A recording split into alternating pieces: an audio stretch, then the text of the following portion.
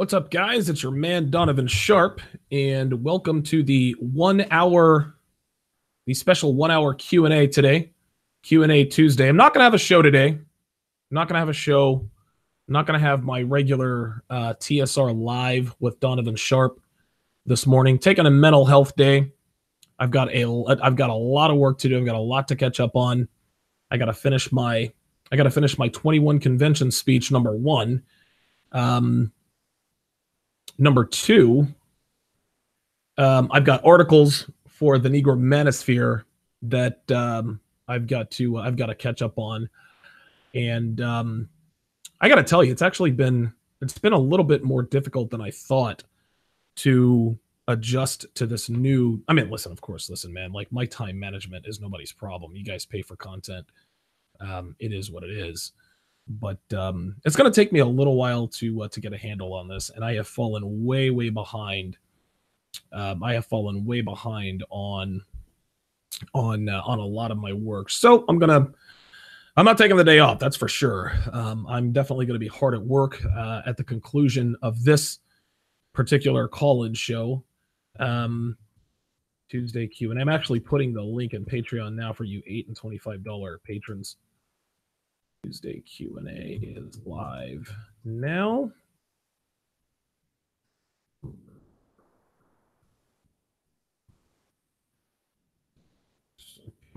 Call-in number.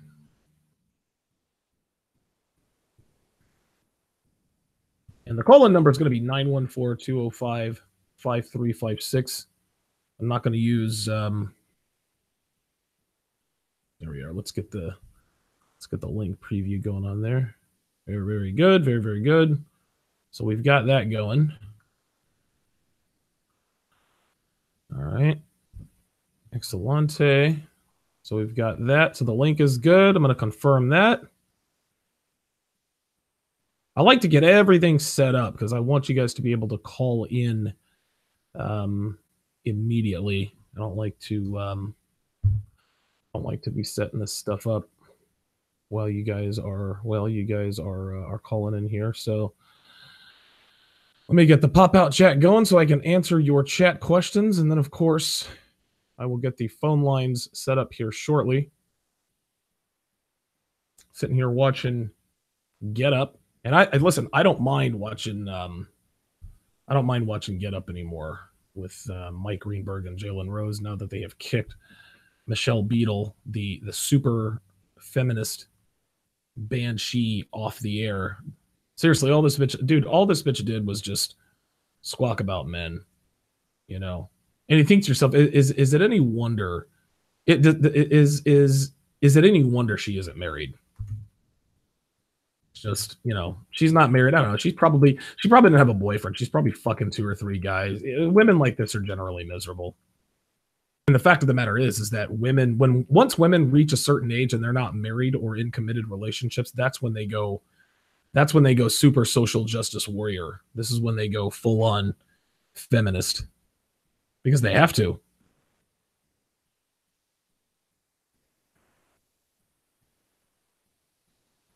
Okay.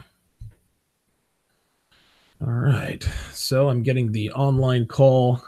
There we go. Your show is scheduled to start in 28 seconds. Perfect. So we've got that going. And I should have done this before I hit the live button, but it is what it is. All right. Tuesday Q&A. Very nice. All right. I'm going to kill the camera so I can go get something to drink. I'll be right back. Your show will go live in 5 seconds. 4, 3, 2, 1. Blog Talk Radio.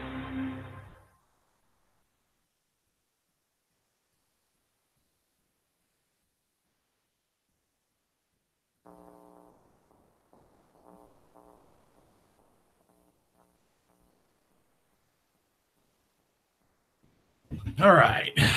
Good to go. All right. Excellent. About to let you motherfuckers know we are live. Not patrons only. $8 patrons. Of course, I introduced a new $25 tier on the Patreon side, which is good.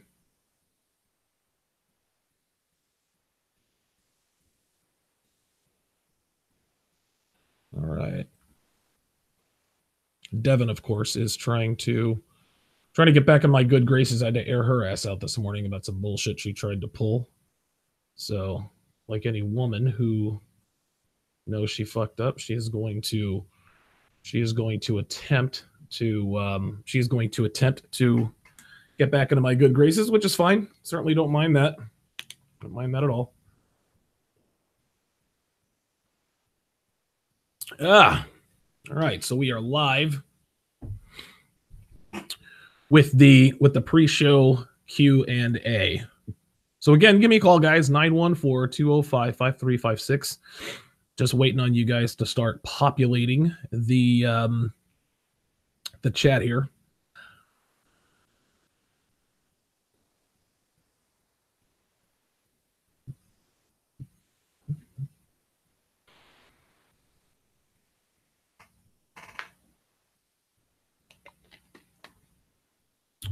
Well, while I'm waiting on you guys, let me see what Devin sent me.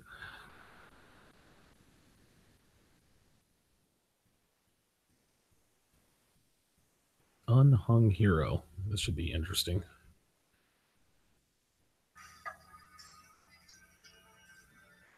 I have no idea what the hell this is. Oh, a guy with a small dick.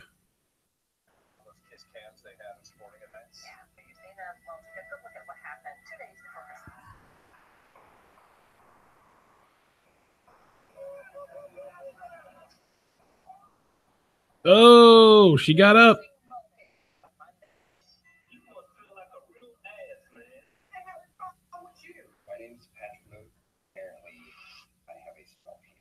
Oh, he has a small dick.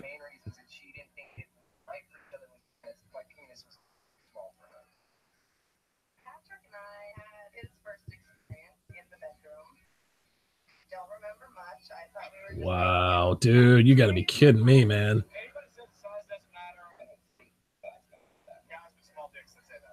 Yes. Wow. Oh, documentary. Dude, this is crazy. I see I got a viewer in here, 914-205-5356. Give me a call. I'm actually watching a trailer for this documentary called Unhung Hero.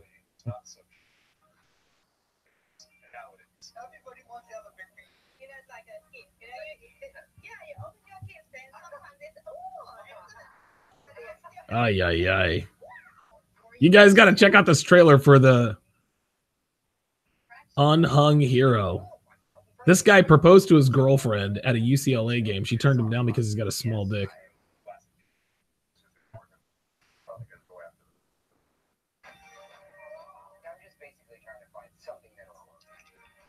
Damn, it's gonna make his dick bigger.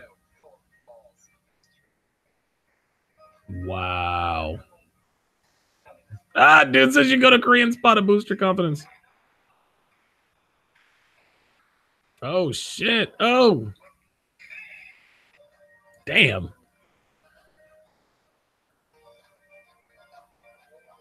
Jesus fucking Christ, man. Oh, this looks too funny.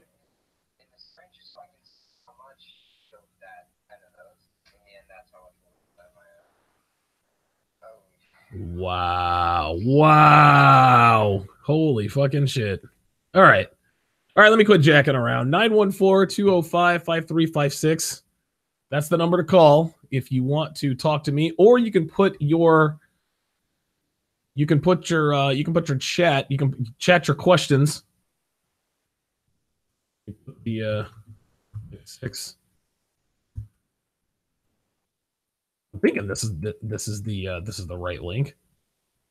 I know I've got a couple of viewers. I've got 3 viewers. Guys, I'm actually going to be on for the next 45 minutes. I'm not going to be doing a show today.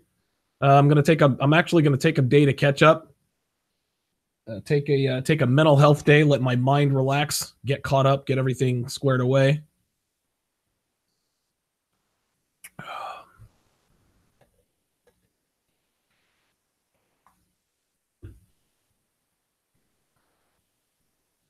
Wow. Wow, wow, wow. I don't know if you guys are... I think I've got the right link. Give me a second. Yeah, this is the right link. I just want to make sure. I've got 3 people watching, so don't be shy, guys. Send me your questions. Put them in the chat or give me a call, 914-205-5356. That is the number to call. Let me just make sure I've got the right link here. Yeah, it looks like I've got the right link, and it looks like the chat. Oh, there we are. Okay, give me a second. Okay, there's all right. Bruno. Okay, there it is. Bruno Goat. Okay, I got you in there. Guess I came in a little bit late.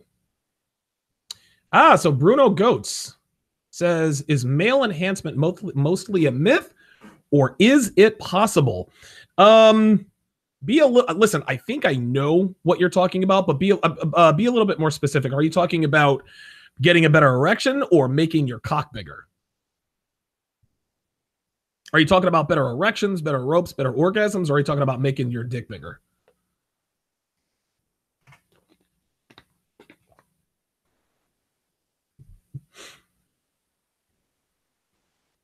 Bruno always asks the best questions, man. I swear to God. I get half my ideas from this guy. It's actually quite a seamless segue there from the documentary, thing that I was watching.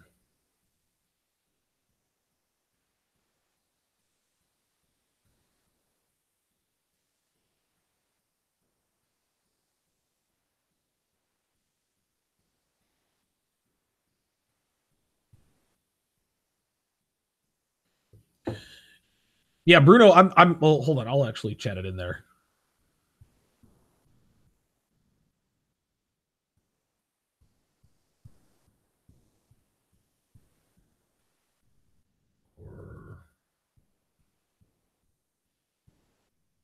Yeah.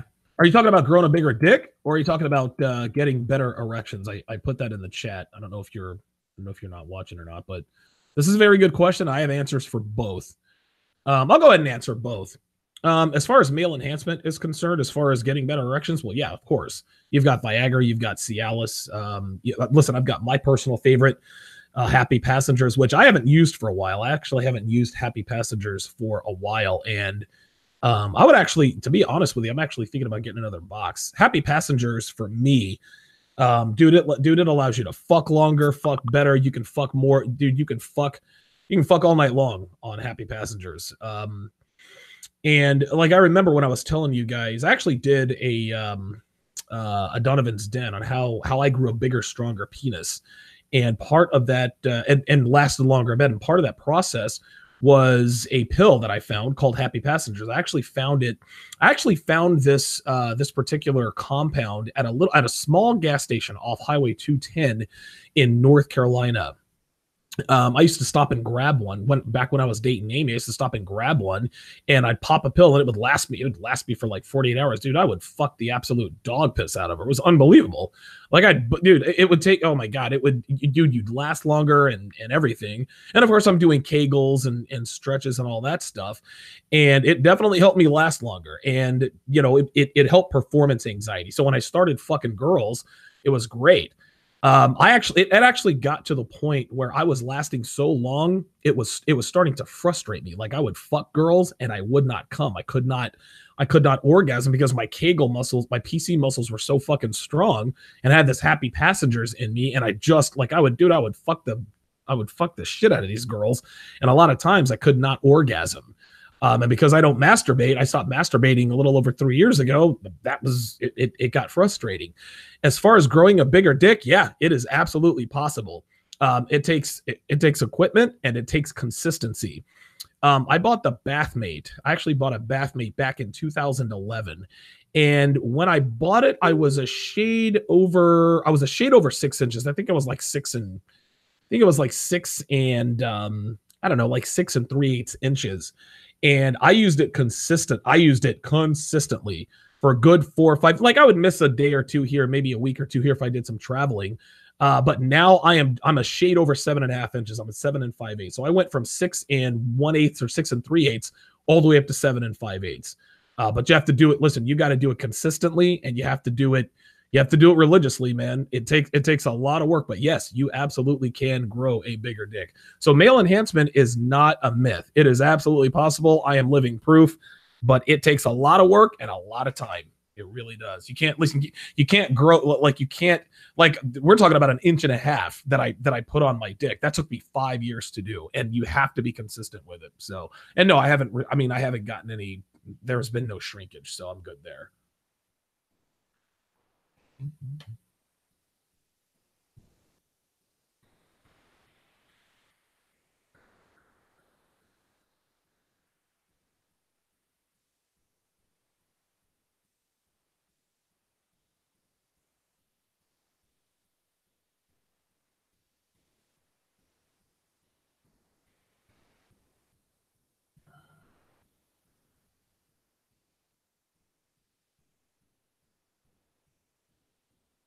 Actually, need to make that correction here.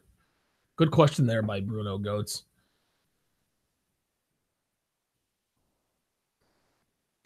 What do I think? Bruno Goats wants to know what I think is the perfect penis girth and length. I don't know. I think it depends on the girl. And you know, it's interesting. Not all penises are created equal. Not all vaginas are created equal either.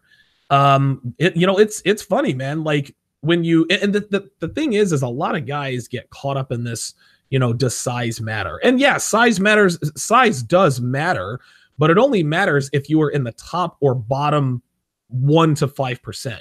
If you have a top 5% dick, which means you're 9 inches or more, your girth is like, I don't know, 6.5 inches or more, dude, become a porn star. If you're in the bottom 1 to 5%, then yeah, of course it's going to matter because you have a small dick. The girl can barely feel it. The perfect penis girth and length, it really just depends on the girl, man, to be honest with you. Dude, I fucked girls who have told, dude, my girlfriend Devin, about a month ago, I think I fucked her like 6 or 7 days in a row. And dude, I'm pounding the fucking life out of her. And she sent me a text message. It's actually on my social media feeds. She told me she told me her uterus hurt. Cause dude, I was beating that pussy up every day, all day, every day. But then some girls will tell me, well, you're okay. One girl told me she's like, well, you couldn't fuck worth shit anyway. One girl told me I had a small, dude, she actually told me I had a small dick. I'm like, bitch, like I'm 7.5 inches, right? Like you're not going to tell me I have a small dick. And then some girls will tell, dude, I've fucked multiple girls who like, I can't put my dick all the way in because their vaginas are so small. They're so short. So it really just depends on the girl. And it's hard to explain. Like, dude, you'll fuck smaller girls who have cavernous pussies, like, I don't know, like 90 to like 100, 110 pounds. Then you'll fuck girls that have a little more body weight, 125 to 130 pounds. Their pussies are really small. Dude, Devin is 100. She cycles between 135 and 140 pounds. Devin is 5'6". So she's not small, but obviously she's not a big woman, but she's very dense. She has a lot. She has a lot of muscle, and she's just a bigger, thicker woman. Dude, not an ounce of fat. Well, I mean, I'm sure she's got plenty of fat, but dude, nice flat stomach, big boobs, all that. But I mean, she's a bigger girl. You know what I mean? And sometimes I can't stick my dick all the way in her because her pussy is just a little smaller than most girls her size. It really just depends. It depends on the girl. It really does. I don't know. I mean, I've heard I don't know, as long as you're not too big or too small. So I don't know. I guess the perfect penis length is probably 7 inches. The perfect penis girth is like 5.5 to 6 inches. That's my opinion. I mean, I'm not a chick. I've never been fucked by a guy. Never will be, but that's my opinion.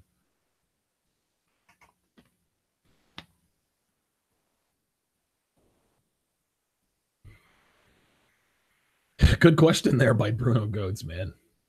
Bruno always makes me think, man. Let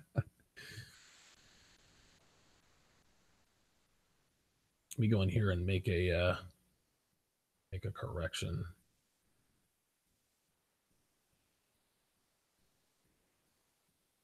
(914-205-5356). That's the number to call if you want to get in on the action.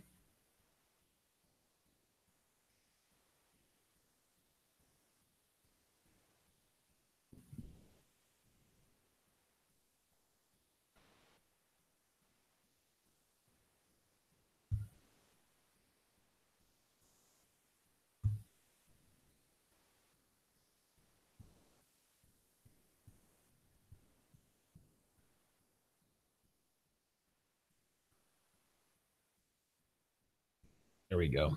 Had to make a slight change there.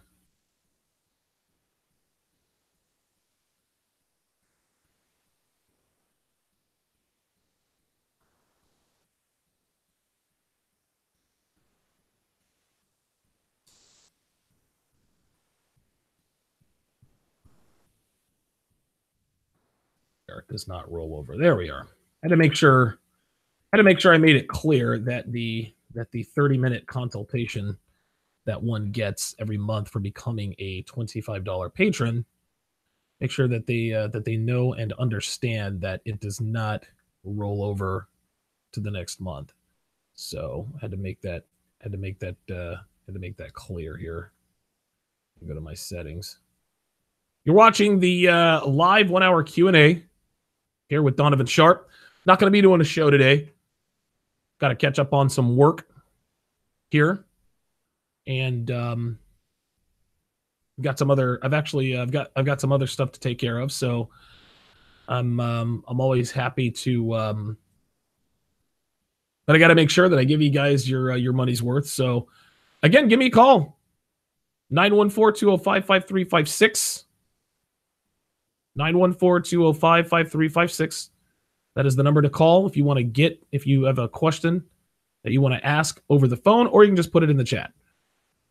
Got just over a half an hour, just over 30 minutes. Let me edit this to you real quick.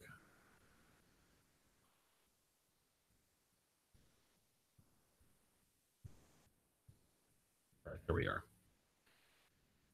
Not roll over. Very good. Saved the tier. Excellent. Excellent. All right, cool. All right. Yeah, I mean, if you're a $25 patron, you have to have a you have to have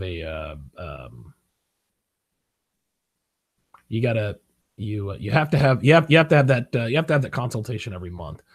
Because after 10 months, I can't be on the phone with somebody for 5 hours. It just doesn't work that way. So you have to do it every month. So good question there. Good. It's actually a good observation there by my main man, Miami J.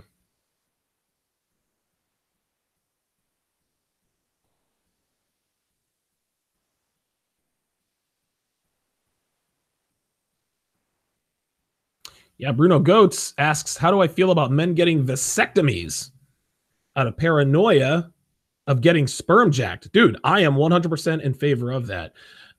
It's interesting. A lot of professional athletes, and area code 754, I see you there on the line. I'm going to get to you in just a second. A lot of professional athletes are doing this. What they're doing is they freeze their sperm and they get vasectomies because they want kids, but they don't want to have kids with women that they don't have intentions on having kids with. So they get snipped. They freeze their sperm. They get snipped, and that way they can fuck around all through their playing career. Of course, women throw themselves at them, and that protects them. So when and if they decide to get married, or when and if they decide to have kids, they're only paying for kids that they had something to do with. So very, very, very, very good, very, very good question there. All right, let's go to the phone line. Area code 754. You're on live with Donovan on Q&A. What's up? How you doing, Donovan? This is Jerry out in Fort Lauderdale. Jerry in Fort Lauderdale. Hey, listen, Jerry, real quick, man. I was actually out in Fort Lauderdale this past February. Devin had because Devin is from Fort Lauderdale, Florida. And so, we were down. Oh, yeah. We were down there. We were down, like her job flew her down there because she had a conference to attend. And she says, well, hell, while I'm down there, I may as well introduce Donovan to my parents. So I got to go down there, spend time with their parents and do all that stuff. So yeah, Devin is from your neck of the woods, man. Awesome. Yeah, a lot of beautiful women out here. Oh, you better believe it. I happen to like, beautiful women and everything. And I'm thinking about going down to the strip clubs. And I know you had some experience with that. Mm-hmm. And, I heard you mention in one of your earlier shows that, and this makes sense. A lot of these girls are like insecure, they're very beautiful, yet they're insecure. So What kind of advice would you give on running game on these kind of girls? Is that something that, is out of our reach? I mean, how do you, other than like, giving them some free drugs or something? I mean, is there any way that cocaine game that can, yeah, that what's the secret to that? Well, there really is no secret. Running game on girls, on strippers, that is next level game. That's probably a video that I'm going to do specifically for my $8 patrons. It is a process. You can't. That'd be awesome. Well, yeah, absolutely. The one thing that I would tell you is that if you and a lot of guys go to strip clubs just to go to strip clubs, and my advice is never go to strip clubs unless you're trying to fuck a stripper, right? Now, listen, if you want to go to a strip club, if you want to fuck a stripper and you want to pay her $500 to fuck her, that's fine. I mean, listen, strippers are prostitutes. Like they're, and again, any man who doesn't understand that strippers sell their pussies on the side, they're naive. I've been to countless Vegas strip clubs. You go back to the back, and of course there's always the hallway, and then there's, sometimes the hallways have doors right to the champagne room where people are getting lap dances. Sometimes there's just a curtain. Every single time you're walking down that hallway. Doesn't matter what time of day. It doesn't matter what time of day it is. It could be 11 o'clock in the morning, 11 at night, 2 in the morning. You hear strippers getting fucked in every one of those rooms. Like they sell their pussies. They give blowjobs. Oh yeah. Oh yeah. Strippers always sell their pussies. This is how they maximize their dollars. Now, strippers don't turn tricks until after they're finished with their sets, their lap dances, being on the pole, because the stripper's not going to go get fucked and then go on the pole. Now, some strippers do that, just depending upon listen, if the guy has a small dick or if the guy fucks her for 5 minutes, okay, that wasn't really, whatever the case may be. But if a guy like me walks in there, I've got I'm blessed below the belt, and I'm certainly not a one hitter quitter. I'm going to fuck her for about a half an hour. Dude, she can't go back out. She can't go back out on stage like that. The one thing that I would advise you is to, again, this is next level game, and it is a process. But the one thing you absolutely should not do, if you are trying to fuck a stripper for no money, you cannot give her any money. Don't buy a drink from her. Don't pay for a lap dance. Don't give her a tip. Because the minute you give a stripper money for anything, you then become a customer, and she will treat you as such. Strippers don't date customers. They just don't do it. So if you walk up in there and you've got the swag, you've got the game, maybe you have, well, I don't want to say pre-selection because you don't want to walk up in there with your girl or a girl, and again, a stripper game sometimes is a long con. Dude, I've dated many hot girls. One hot young Mexican girl that I used to date, her name is Chrissy. I used to bring her to the strip club with me all the time. I didn't bring her there with me just so that she could, have the experience of being in a strip club. No, I brought her there to show all the strippers, yeah, I'm used to fucking hot girls, and they look a lot like this chick. That way, when I go back on a Saturday or on a Friday or Saturday night and I'm alone, they're like, oh yeah, there was the guy with the girl who could probably be on stage with us. Stripper, again, pretty girls, and this is not just strippers, but pretty girls, pre-selection is important for pretty girls. Pretty girls don't want to be with a guy that other pretty girls don't want to be with. This is one of this is one of the basic human elements of women. They don't want to be with a man that other women don't want to be with. Well, you can't walk up in there with a fatty, can't walk up in there with an ugly girl. If you do, then guess what? Strippers are not going to want to fuck you unless, of course, like you pointed out, Jerry, you run cocaine game. Hey, do you like the party? Yeah, you know what? I got a couple of 8 balls. Let's go to the back and do a couple of lines. And guess what? She will blow you. She'll fuck you. She'll suck you. Blah blah blah blah blah.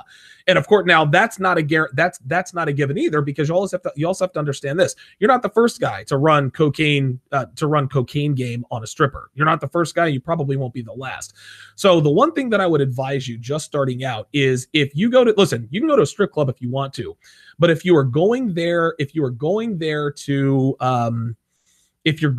to pick up a stripper or hit on strippers or try to fuck a stripper for no money, you can fuck strippers for money all day long. But if you pay a stripper to fuck her, then you're never going to be able to date her. That's just how it is, because every time you fuck her, she's going to expect money from you, as she should. You are now a customer. But if you're going to go to a strip club and expect to pick up strippers or fuck strippers for no money, do not spend money with that stripper. Now, listen, if you let's say you have a couple of targets. Okay, I'm going to go after this girl and I'm going to go after that girl. Do not buy drinks from either of those girls purposely. And if she comes over and asks you, hey, do you want a drink? Is there anything? No, I'm good. Get that girl over there for me. Right. That way you don't. Now that girl is going to put you in the customer zone. You don't. Well, obviously you would fuck her because they're strippers. But if that's not your target, whoever your target isn't, those are the ones you want to buy stuff from. Right. And you want to do this out of earshot or eye shot of the other strippers. They want to know that you're not a trick. Because if you're a trick, you're a customer. And if you're a customer, you're not boyfriend or fuck material. Strippers want to fuck guys they want to fuck. Listen, if you give a stripper $700, dude, she'll do whatever you want. What you want to do is you want to build attraction enough to where she'll give you the goods for free. That's the name of the game. So again, the minute you become a customer to a stripper, there is no chance that you will ever fuck her without money changing hands. Okay. I got a next question for you. Okay. What about like if you're in a club and you meet a girl and you just kind of like I said, because I'm kind of new to the red pill. I mean, it's changed my life. But like, let's say you're in a club and you meet a girl and you kind of like, but at the same time, I stopped buying drinks, a while ago because I've seen guys, get played and I've been played. I'll sit there and buy like I didn't. $50 worth of drinks and stuff, and they'll end up going home with the outfit. I'm like, fuck that. I'm never doing that again. Nope. So what was your question? My question is, would you apply that towards clubs as well, as far as buying drinks for girls or what? Oh, never. No. Never buy, dude, especially at clubs, never buy drinks for girls at the club. This is, and again, yeah, never ever do that, because a girl, listen, she'll stand around and talk to you if you're buying her drinks. Just because you buy a girl a drink does not mean she's going to be attracted to or aroused by you. Use the gift of gab. And here's what me and my homeboys used to do. We never used to hit on, when I was running club game, we never hit on girls at the club who didn't, we never hit on a girl at the club who didn't have a drink. If she didn't have a drink in her hand, we would not approach her because we know she's going to ask us to buy her a drink. That's a great idea. Right. If you see she's at the bar or she's on the dance floor with a Cosmo and she's not with a dude, guess what? A sucker probably bought her that drink and she's looking for another sucker. You roll up with your drink. She's got a drink. You've got a drink. Now you can run game on that girl. And you also have to notice the lower her drink gets, the more she's thinking about, okay, I need to get another drink. If you see she's getting low on the drink, that's when you exit stage left. Get the fuck up out of there. She's like, oh damn, where the fuck did he go? Then you go off and hit on other girls. Then keep an eye on her, and it's kind of hard in a club. But if you see her good, she's got a full drink, she found another sucker, then roll back up on her. And girls will call you out on it. Well, you only seem to hit on me when I've got a drink. You must not want me to buy you must not want to buy me a drink. Well, sure, I'd love to buy you a drink, but you got to buy me one first. Then you smirk at her, and then it's on from there. Yeah, that's great advice, Donovan, man. Thanks, man. No problem, dude. Call back anytime, brother. All right. I appreciate it. No problem, man. Take care. That's my man, Jerry, in Fort Lauderdale, Florida. Yeah. I mean, this is club game. This is club game. Dude, it's been so long since I've run game at a nightclub. And I mean, dude, I'm 41 years old. I don't go to nightclubs anymore. But I know a lot of guys like to go to nightclubs because they want to pick up chicks. But nightclubs, the odds are not in our favor, man. Nightclubs are a fucking sausage fest, dude. Like, you're there competing.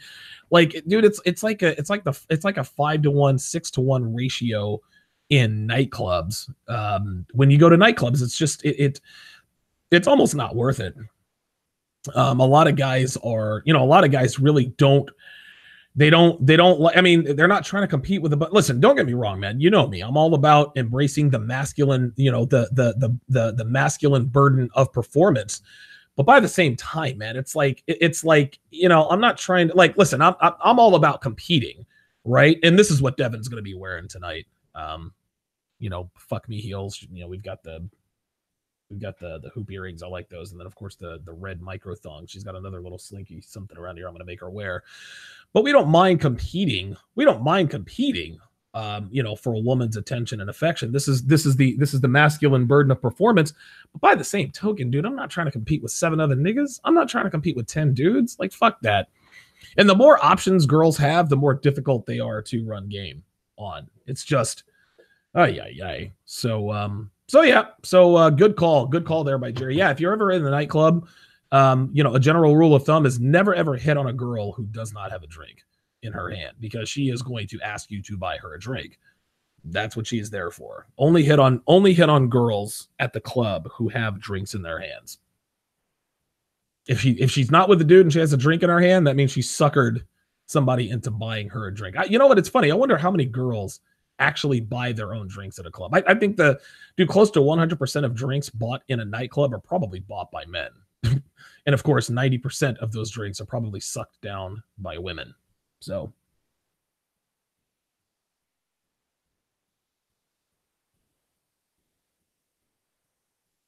Hashtag these hoes ain't loyal. You know how that goes. You are watching 1 hour Q&A with your man, Donovan Sharpe. Got about another 20 minutes. I'm not going to be doing a show today. TSR Live is not going to be on the air today. Got some catching up to do. Going to take a mental health day and just kind of slow things down. Just kind of slow things down a little bit. Catch up on some work that I have to do. Take a little bit of a mental health day. Oy. But yeah, that would actually be a very, very good video to do is strip club game. Strip club game is very, I don't want to say it's complicated, but it can be involved, and strip club game requires more than one visit. Like, you can't just walk. The only way you're going to walk to a strip club and come out with a strip on the same night is if you pay her. That's it. But if you're trying to fuck a stripper, if you're trying to make a stripper a fuck buddy, it's going to take more than one visit. And you're also going to have to understand that, bouncers fuck strippers all the time. Strippers love bouncers. This is just how it is. They're the biggest, strongest. They're there to protect the girls. This is just how it is. So you're up against those guys. And you have to get in with those guys, right? And if you run into a bouncer who's blue pill, who thinks that Coco up there only has eyes for him, there's no way you're ever going to get him to share her with you. But if you run into a bouncer who's red pill and you're in cool with him, like you did him a favor, he owes you a favor, yeah. I'll let you fuck. I'll let you fuck Bunny or Cherry or whatever the fuck her name is. I'll let you fuck Midnight or Cinnamon or Sugar or Spice or whatever it is. Yeah, I'll let you fuck her for a couple of nights. I owe you a favor. No big deal, man. Pussy pays, man. Like, you pay, this is just how we do it. Give me a call, 914-205-5356. If you have a question, a comment, a show idea, a personal story you'd like to share. Got about 20 minutes left. In this live pre-show Q&A. And of course, you can always put your questions or comments in the chat. Bruno Goat says, at what point could you cream pie a girl in a sexual relationship even after a vasectomy? This is a very, very good question. I get this question a lot. I get this question a lot. And, Bruno actually makes a very good point. A lot of guys, and this is funny, one guy on my Instagram, I used to do this. I used to do a live pre-show Q&A on Instagram. And like every day he was asking me, I want to raw dog my girl. I've been dating her for a couple of weeks. I want to raw dog her. And I'm like, okay, is she, he's like, I know she's on birth control, but I want to wrap it up. I'm like, bruh, she's a single mom, man. And he's like, yeah, but you raw dog your girl, bro. You don't know my situation. Like he's like, well, if you can raw dog her, so can I? No. Dude, I've known Devin for over 2.5 years. I didn't start fucking her without a condom. Dude, I didn't start fucking her without a condom for 1.5 years. For the first 1.5 years, dude, I wrapped my shit up tight. You kidding me? But now I know she is on 100% birth control. I see it happen every single month. And listen, I'm on testosterone replacement therapy, so that lowers my sperm count, right? So that's the difference. He's like, well, I trust her. No, bruh, no. You need to see the shot go into her ass, arm, hip, whatever. The guy wanted to raw dog the single mom after 2 weeks. I was like, bruh, you're making listen, you can if you want to. You're not going to get a blessing from me if that's what you're looking for. So to answer your question, Bruno, and again, Bruno asks, at what point could you cream pie a girl in a sexual relationship even after a vasectomy? Dude, as soon as you get the vasectomy, and everything and all the swelling goes away, dude, let the good times roll, man. If you got a vasectomy, yeah, dude, fucking nut all in her, man. Like as soon as possible, ASAP. That's what I would do. I would also, and this is what I used to do, the last, I would say year and a half. And before I raw, and it's funny because girls are always the one to ask you not to use a condom, right? Oh, well, you know, I want to fuck without a condom, or do we have to use condoms in New York? Yeah, sure. Just go get a blood test. Go get an STD test. Like I need to see a clean STD panel. So yeah, at what point could you cream pie a girl? As soon as you see that STD screen. And if she asks you, well, I need you to get one too. Hey, that's fair, right? So yeah, listen, I need to know that you are 100% clean on your STD screens. I need to know that you don't have any gonorrhea, HIV, AIDS, whatever the case may be. So yeah, that's what I would do. Good, very, very good question. And I see on the line area code 44. I'm going to get to you in a second. Hashim Abdullah says, are any of your phone clients long-term line weekly coaching calls over a 1-year period or longer? I've only been doing coaching calls now for 6 months, and just about all of them are repeat customers. All of them, like I've got a couple this week that are first timers, but all of my phone consultation clients, like they always end up booking 2, 3, 4 sessions. One guy I've consulted for the last 4 months. He pays for 2 hours every month. And I've got, how many? I mean, I've probably got 20, 22, actually 24 now. So I've got over 20, consultation clients at this point, and just about all of them, book at least one 1-hour consultation every month, to answer your question. Okay. Let's go to the phone line here. Area code 404. You're on live with Donovan with the Q&A. What's up? Yo, Donovan, it's Chase LeBeau. How you feeling? Chase, what's up, brother? Not much. Just waking up, actually. Oh, wow. Oh, yeah. You know, this is, I wake up around about 10 something, but the good news is, as you know about my situation, that I'm getting more sleep since now I don't have to worry about that my digestion issues. Good, very good. Yeah,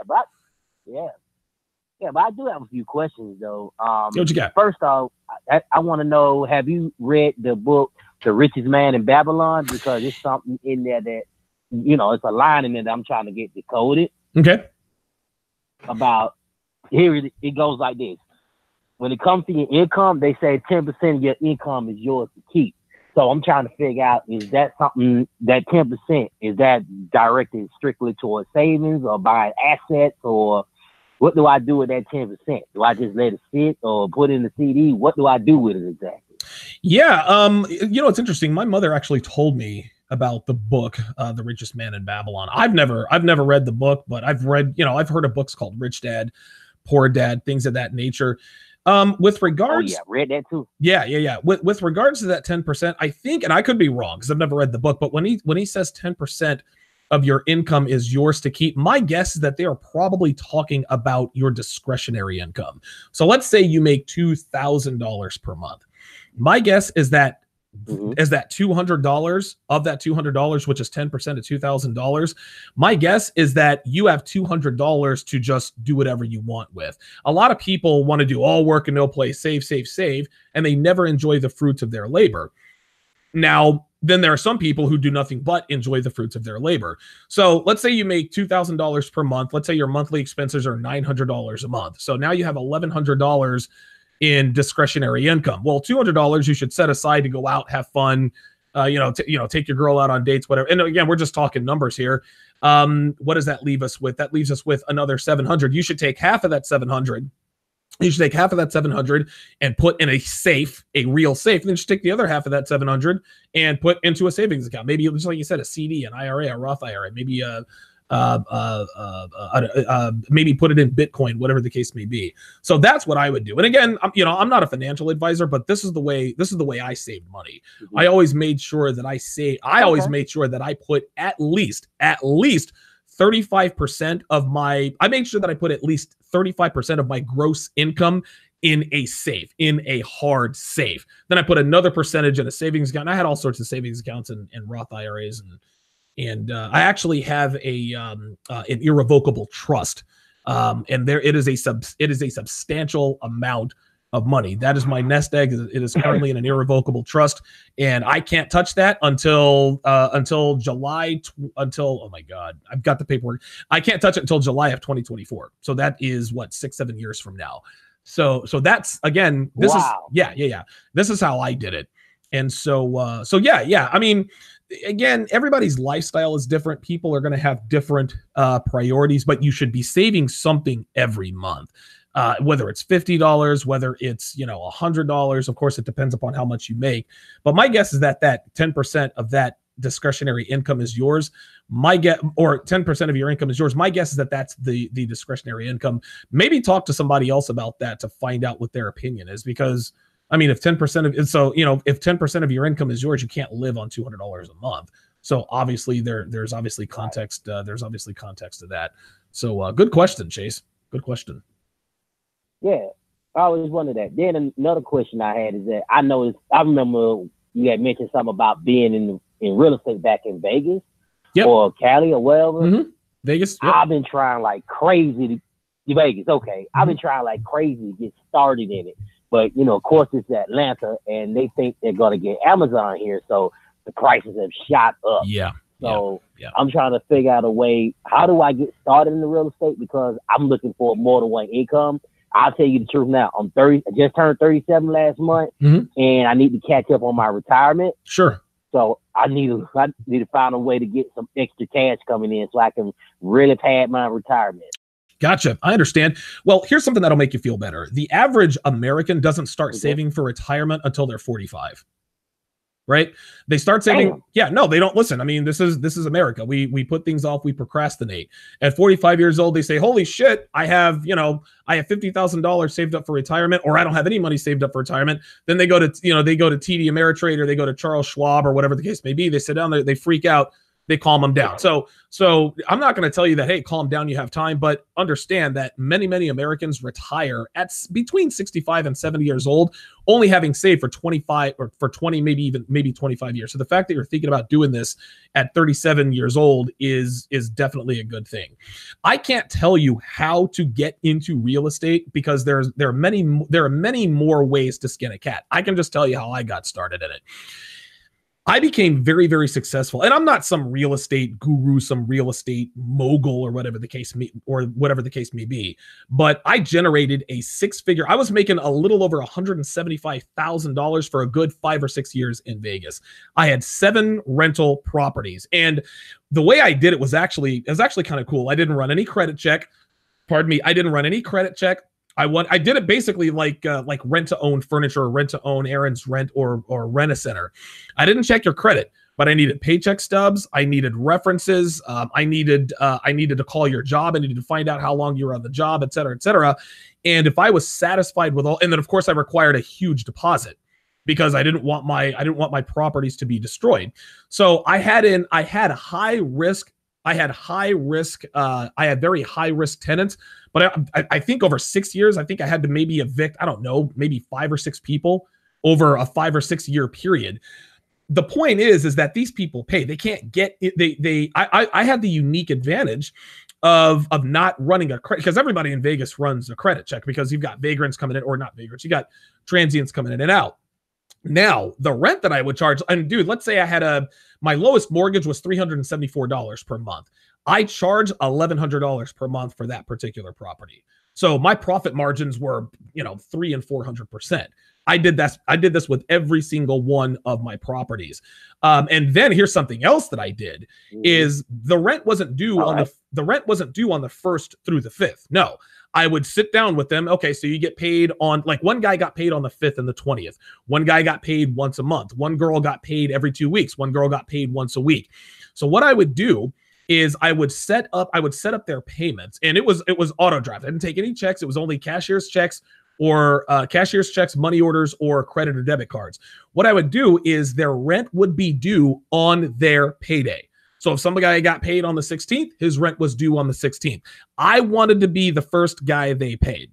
And I barely had any late rents. It was great. It was a great system. the way I got started in it, and again, read the book Outliers. Any wildly successful person will admit to you that they were in the right place at the right time. It's a series. Now, I'm not saying that you have to get lucky, but luck is involved. Like any successful person will tell you that luck is definitely involved. So here's how it worked. So I moved to Vegas, right? I was there for 3 or 4 months. I was at my friend Norm's house for 2 months, got my own place month 3. The call center I was working at, I was making $3,000, $4,000, $5,000, $6,000 bonuses every month on top of my salary. So I'm making $13, $14 an hour on the phones. Then I'm working overtime. So I put in the grind, time and a half, then getting all these bonuses. I'm out there smoking a cigarette with one of the supervisors, and he's like, "Oh man, I have to evict someone today." I'm like, "What? Are you kicking somebody out of your place?" He's like, "No, I've got a couple of rental properties." And I'm like, "You have rental property?" This is a scraggly guy, long hair, tattoos. I'm like, "You have rental properties?" He's like, "Yeah, all you have to do is buy a house and put people in it."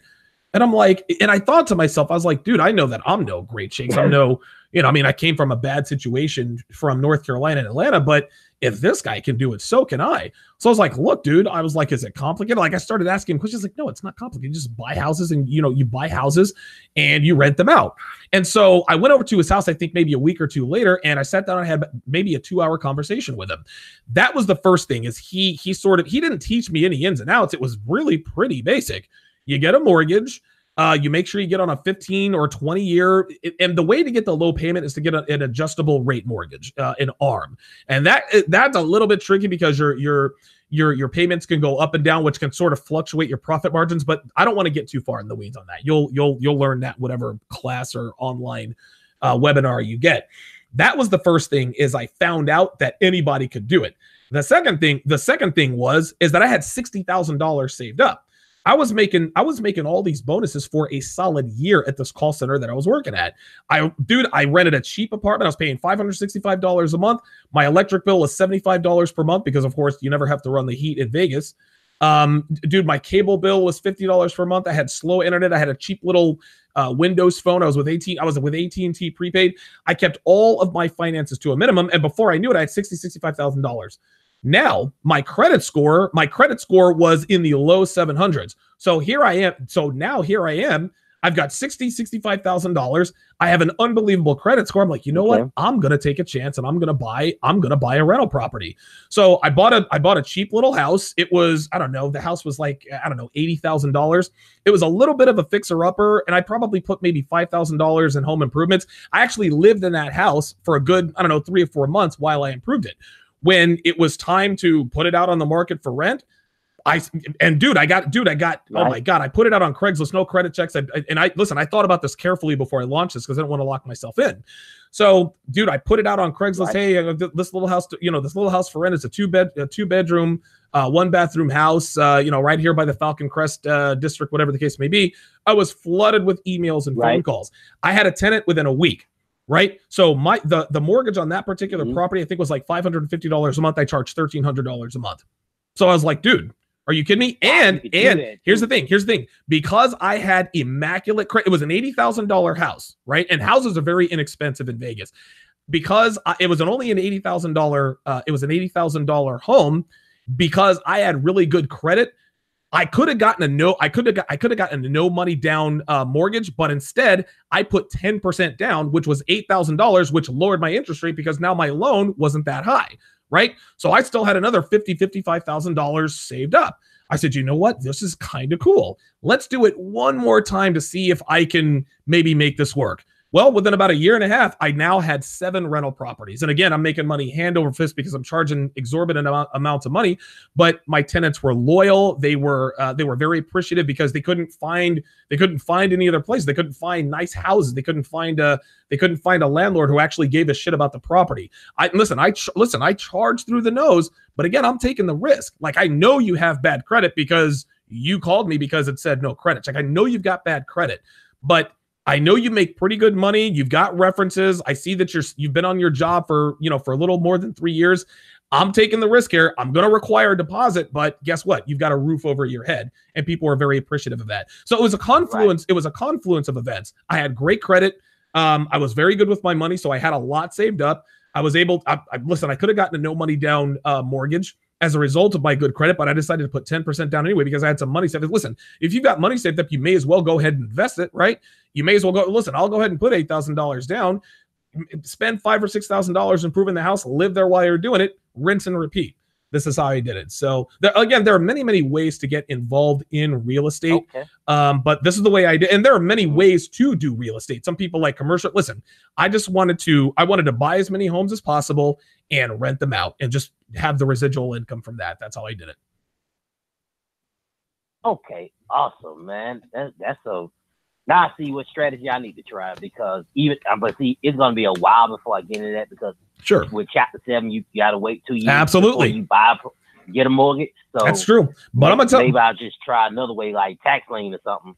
Yeah, that could work. Here's the thing, man. Fortunately for me, I've never had to file bankruptcy, but be careful. After your Chapter 7 bankruptcy is after it's been satisfied, you're gonna get offers from everybody. They're gonna throw. Yes, right. Because the reason for that is because your debt to income ratio is infinity. You don't owe anybody any money, and they want to be the first company that you owe money to. Wait, he doesn't owe money to anybody else? Fuck it. We don't give a shit what his credit score is. As long as he makes good money, let's finance him. Now, the interest rates are going to bite you a little bit, but this is how it is. Listen, you need to resist those urges. Brand new Camaro for $300 a month. Who wouldn't want to do that? Don't do it. If you want to get into real estate, listen, get a secured credit card, build up your credit. Oh boy, this could be a long conversation. I'm not saying don't take advantage of these offers because you're gonna have to build your credit somehow. Mm-hmm. Just don't jump out there too far. You can finance a $50,000 vehicle. Don't do that. Finance a $10,000 vehicle. Nope, get a $200. There you go. Get a $280 car payment instead of a $780 car payment. And in 6 months, before you know it, dude, your credit score is in the 700s. And if you're a good steward with your money, now you can start thinking about buying your first property. Okay, cool. Because I also got student loans I'm knocking down too, so I'm trying to get that refinanced as well. So Absolutely. I learned the hard way. That'll do damage to your debt to income ratio. There you go. That's exactly it. Well, thanks for calling in, Chase. I got other callers I got to get to, but call in anytime, brother. Okay, you got it, man. Thanks. Chase LeBeau in the house. Let's go back to the phone lines. Area code 267. You're on live with Donovan. Q&A. Go ahead.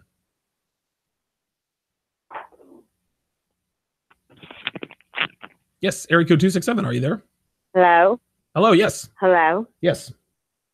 Hi, I'm sorry. Yeah, I just tuned in. Were you taking questions? Yeah, I'm taking questions from my $8 patrons. Oh. I didn't know. I was just going to ask you about something about work. Okay, yeah. This is, I guess you're listening to me on Blog Talk Radio. Is that it? Yes. Okay. All right. Yeah, I'm gonna have to make a change here because this is supposed to be exclusively for $8 patrons. But go ahead, if you have a question, go ahead and ask it. Go ahead. Okay. About work, like I want to plan to move to the mountains, and I live in Pennsylvania, and I was wondering if you see a better job opportunity coming. A better job opportunity coming? Yes. Give me a little more detail. Like, do you have a better job opportunity in the mountains, or are you trying to make one? No, well, I do. I'm a CNA, and plus I do I do housekeeping in a hospital. Okay. Well, the fact that you're a CNA, I'm sure that you probably know and understand that you could work anywhere you want, right? Like, you get that. Right. Yeah. Listen, if you're and if you live in Pennsylvania, where exactly are you trying to move to? Like, where are you trying to go? Like Jim Thorpe area up that way. I mean.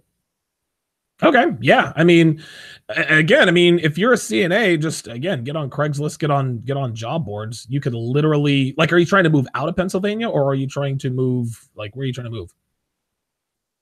I would just say in Pennsylvania, because there's the real thing I really wanted to ask you, because there's a lot of bad energy in where I'm working right now. Mm-hmm. So it all comes together. And do you see that being like a threat to me or anything? Well, I don't really know. Give me some context. What kind of, and it's so funny. I think this is so cute. I don't think you have any idea what kind of show you've called into, but I'm more than happy to help you. What kind of negative energy are you getting at work? You don't, and again, you don't have to give me any proprietary information. Like, I don't want you to give away where you work or anything like that, but what kind of negative energy are you getting at work? Okay. Just like coworkers around me. Like normally, like I'm a kind of a liked person and everything. But it just seems like everybody's kind of like standoffish. You know how you get that feeling like something's not right, you know? Okay. Yeah. Again, I think what you're going to have to, now this is for men, it's a little bit different than for women. As a man, I don't have to like you to work with you. I've worked with and I've supervised many people, men and women alike, that I do not like. But guess what? I can compartmentalize my feelings from the work that's got to be done. Women, not so much. Women are, and this is good. It's actually good for women to be like this. Women have to they don't have to like the people they work with, but they don't want to feel like it's an adversarial or maybe confrontational or an environment where you're feeling tension all the time. And I mean, listen, yeah, sneaky and devious stuff. I don't know if I'm just being paranoid. No, you're not being paranoid. And this is being done by women? Yes, and it was a good friend that, you know, that we sat at lunch, talked all the time, and, you know. Yeah. Like listen, definitely explore your options. Just understand. You just have to understand that there's going to be, you're going to have to deal with this on some level wherever you go, right? Wherever, I mean, whether you're in Pennsylvania, whether you're in Denver, Colorado, Houston, Texas, Poughkeepsie, New York, you know, Tampa, Florida. If you're just, and Freelance Ronan says in the chat here, if you're a CNA, of course, it's going to be around tons of bad energy. I would, if I were you, and I don't know how much, I don't know if you're making good money or not, but yeah, I would certainly explore my options. Just understand that no job, we all know and understand that no job is going to be perfect, but at some point you're just going to have to understand that you're going to have to work with people you don't like, and have to work with people that don't like you. So make sure that, you know, before you make a decision and make sure you have a job before you quit a job. 90 seconds.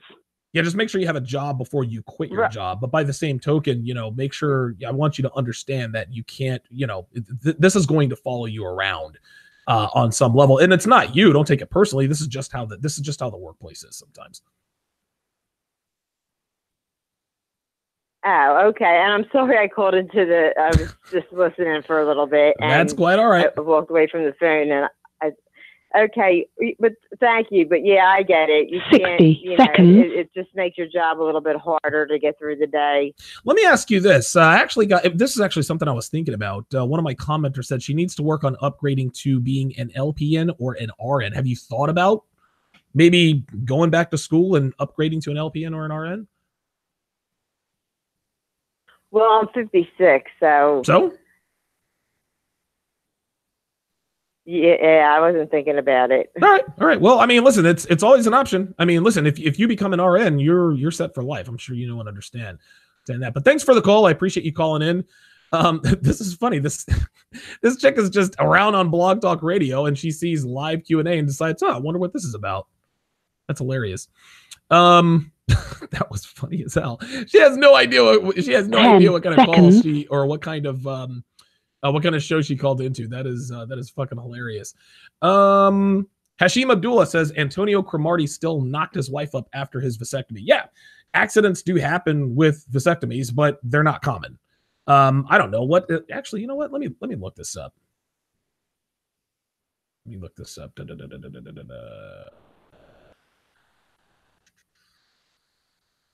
Give me 1 second here. How effective is a vasectomy? How effective is a vasectomy? Vasectomies are almost 100% effective at preventing pregnancy, but not right away. It takes about 3 months for your semen to become sperm-free. So Hashim Abdullah, here's the thing. Antonio Cromartie may have still knocked his wife up after his vasectomy, but it is far more likely than not that he didn't wait the appropriate time. After you get a vasectomy, you have to continue to go back to the doctor and get your sperm and get your semen checked. If there is sperm in the semen, you can still knock your wife up. So Antonio Cromartie got a vasectomy, but my guess is that he didn't wait long enough. And a lot of guys will hear, well, I heard a guy knocked up his wife after a vasectomy. Yes, this is because he didn't wait long enough. Chase LeBeau says you have to do at least 20 ejaculations after the procedure to clear your balls. Wow, that's the first I've heard of that. You know what? Hang on a second. Let me look that up. How many ejaculations? Let me look this up. How many ejaculations after vasectomy? Boom, Chase was on.